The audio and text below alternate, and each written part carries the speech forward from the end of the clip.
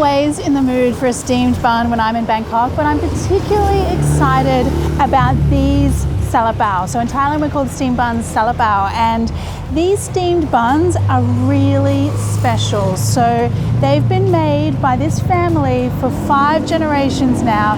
The recipe is over 100 years old. The dough itself is quite unusual. So it's actually got sweet potato mixed into the dough, which lends it apparently sweetness and texture. But let's get in here and try these, because I've made a lot of Salapao and bao buns in my time, but I've never made one with sweet potato. So I'm really interested to see what the dough is like.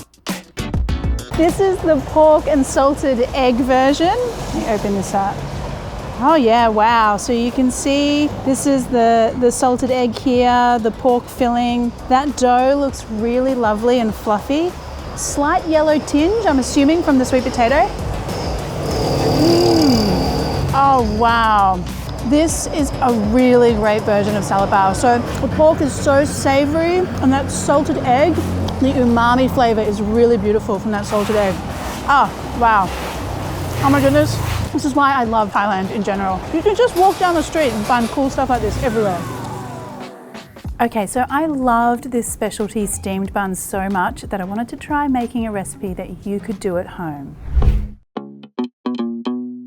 There are a lot of different ways to make bao buns, or salapao as we call them in Thailand. But I think there's a couple of key things that you really want to get right. One is the dough itself.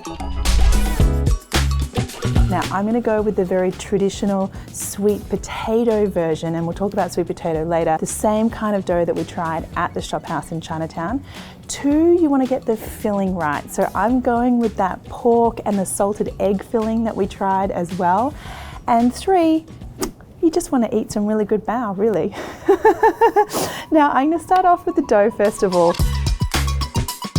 Add some cake flour into a bowl. Now add in the yeast mixture and give that a really light mix. So cake flour has a lower protein content, and you get like a dough that's softer and more pliable. And this is kind of fairly important if you want to get a really lovely fluffy texture. I've made this with all-purpose flour as well. It's totally fine, but if you can get the cake flour, that's a really good way to go. It's going to look a little lumpy and a little ugly at the moment. Definitely not Instagram ready, but this sits aside for about 30-45 minutes, or until it's kind of really relaxed. Come back and I'll show you.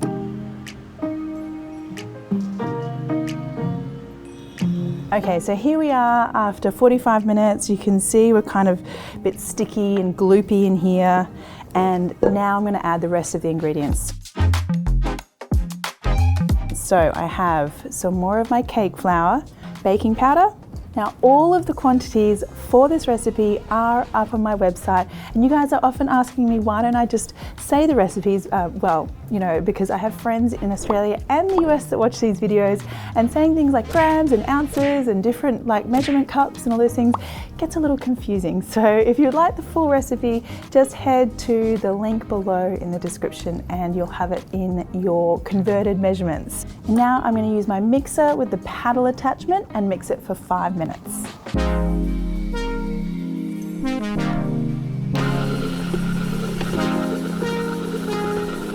At this point, you can have a situation that looks like this.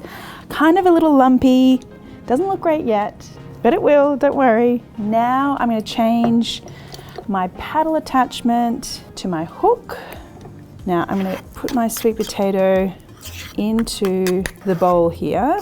Once you add that into your flour, you can add the sugar and some oil. Now you might notice that this sweet potato is not the orange type of sweet potato that you might find generally in countries outside of Thailand, say in the US or Australia. This is a type of Japanese sweet potato. And to get to this mashed point, I steamed the Japanese sweet potato in a steamer basket until tender, about 15 or 20 minutes. And then I peel the skin off and then push it through a sieve so I get a really fine mash. And you can see as this kind of sits, it'll turn a slightly green color.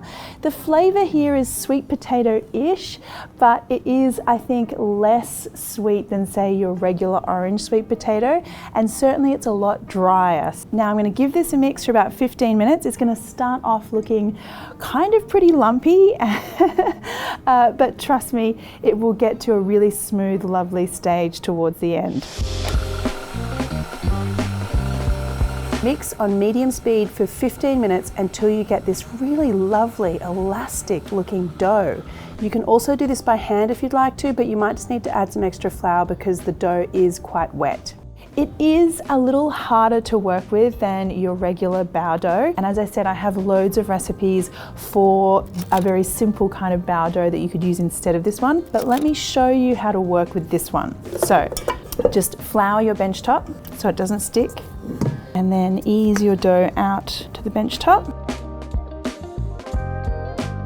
I'm just forming like a log shape here so I can more easily cut this into even 24 pieces. That is quite a sticky dough, so make sure you've got lots of flour to keep it from sticking. And then I like to start off by rolling these into a little ball. Pop them on a tray with some baking paper.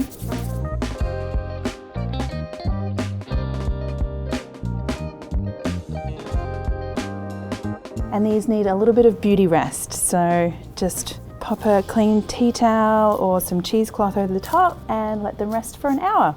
So in the meantime, we can make the filling. So the filling for a salapao here in Thailand is quite different to say like the traditional Chinese pork bun filling, which is very soft and kind of sticky. So our filling tends to be like a firm kind of meatball in the center, if you like, but it does have a lot of flavoring in it as well. And let me show you how to get the right texture and flavor. So I'm going to start off with my white peppercorns that I've toasted, coriander seeds that have also been toasted.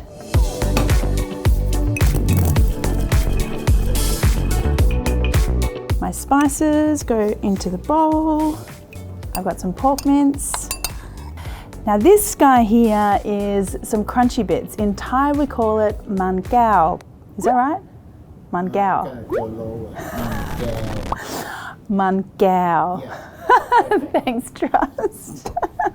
I really got to work on my Thai pronunciation. I grew up in Australia, even though I have a Thai mum, so I need some help. Anyway, how about we make this a little more simple? It's also often called jicama or a Mexican turnip, or if you can't get a hold of the yam, you could also use water chestnuts, which is very easy to find in like cans in your Asian grocery store.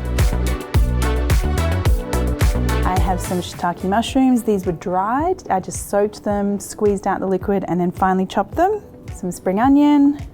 And now we've got the seasonings. So, soy sauce, oyster sauce, fish sauce.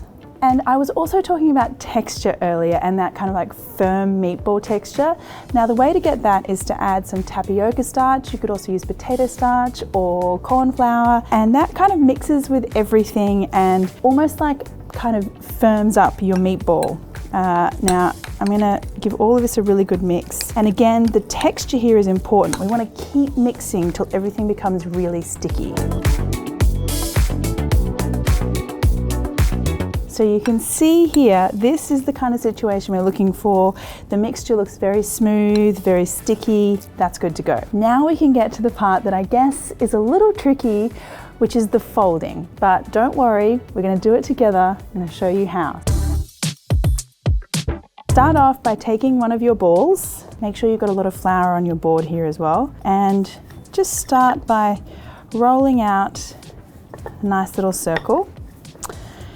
And then what I like to do is roll the outside or the edges of that wrapper so they're a little bit thinner around the edge. So you have a nice fat base in the middle, and then you've got a thinner edge because of course we're going to pleat that edge. So we want it a little bit thinner than the base. Spoonful of your filling, just a little bit of boiled salted egg yolk. So you can get salted eggs from your Asian grocery store, and it's the center part or the yolk part that you want for this. And then here's my tip for folding this kind of bun, if you like. So grab a hold of a piece with your two fingers like this, thumb and forefinger, and then the other hand, the other forefinger, kind of like feeds that pincer grip, and you're just pleating and going around, pleating, pleating, pleating, pleating until you get around completely, and then just kind of like pinch off the top, and you're left with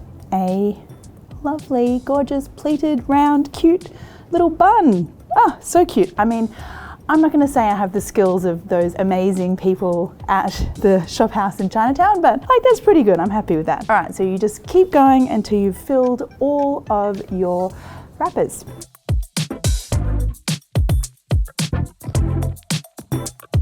When you're ready to cook, place the bamboo steamer on top of a pot full of boiling water and cook for 12 minutes. All right, this is the exciting part.